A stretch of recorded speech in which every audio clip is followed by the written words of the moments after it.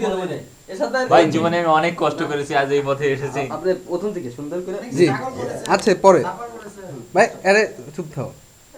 question করো এসাদ ভাই আপনি এই যে বিডি ফ্রিল্যান্সার থেকে আপনি কি রকম কি মনে করতেছেন লাইভ এটা কিভাবে কি হবে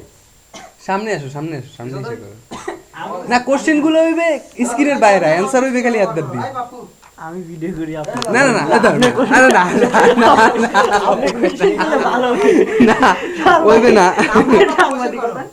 এসাদ ভাই আপনার সাংবাদিকতারও একটু ইয়ে হবে ভাই আপনার অভিজ্ঞতা বলেন মানে আপনি কেন এই